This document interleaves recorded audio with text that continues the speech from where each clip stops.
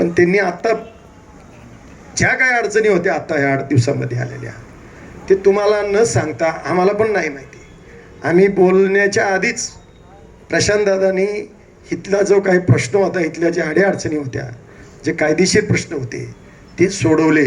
त्याच्याबद्दल सगळ्यांनी टाळ्या वाजवून अभिनंदन करावं. काम करणाऱ्या माणसाला कौतुक करावं म्हणून तुमचा आभार मानतो. आमचे भगवानरावजी वैराट आहेत, रमेशराव बागवे साहेब आहेत. या आळंदीमध्ये त्यांनी आळंदी घडवण्यासाठी, समाज उभा करण्यासाठी फार मोठं कष्ट केलेलं आहे.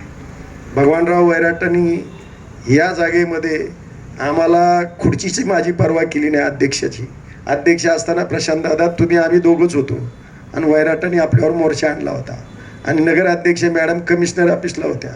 कशासाठी आणला मोर्चा वैराटांनी? तर स्मारकाला, अण्णाभाऊच्या कामासाठी, घरकुलासाठी, झोपडपट्टीसाठी. म्हणून आम्ही वैराट साहेबाचं, मी आणि प्रशांतदादाच त्या मोर्चाला समोर होतो. प्रशांतदादा उपाध्यक्ष होते. नगराध्यक्षाचा कारभार त्यांच्याकडं दिला होता आणि नगराध्यक्षा मॅडम कमिशनर ऑफिसला मीटिंगला गेल्या होत्या.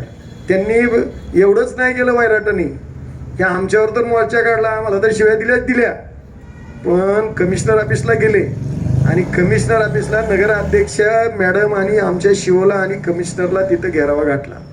अध्यक्ष मॅडम म्हणल्या, तुम्ही पण रक्ताचे आणि आम्ही पण एकाच रक्ताचे आहेत. आम्ही बोलत नाही, कृती करून दाखवतो. तुम्हाला पुढच्या वेळेस जयंती अण्णाभाऊ साठेच्या स्वतःच्या जागेत दिसल असा शब्द दिला आणि त्याप्रमाणे सगळ्या सभागृहांनी मदत केली आणि म्हणून ही जागा उपलब्ध झाली. आता हे सांगायची काय सारखं कोणाला गरज नाही, पण आता पुढचं काम करायचं हे नगराध्यक्ष आणि त्यांची बॉडी आणि समाजाचं काम आहे. रस्त्यावरचं काम आमचं आहे. मी सुद्धा सोनवणे, संतोष तुझ्याबरोबर आहे, पत्नी सभागृहात आहे, पण आम्ही सुद्धा समाज म्हणून आपल्याबरोबर आहोत. तर या दृष्टीनं आपण सगळ्यांनी या सर्वांचं अभिनंदन करणं गरजेचं आहे. या ठिकाणी आमच्या आळंदी नगर परिषदेचे नगरसेवक दिनेश आणि गटनेते आदरणीय सचिन अण्णा गिलबिले साहेब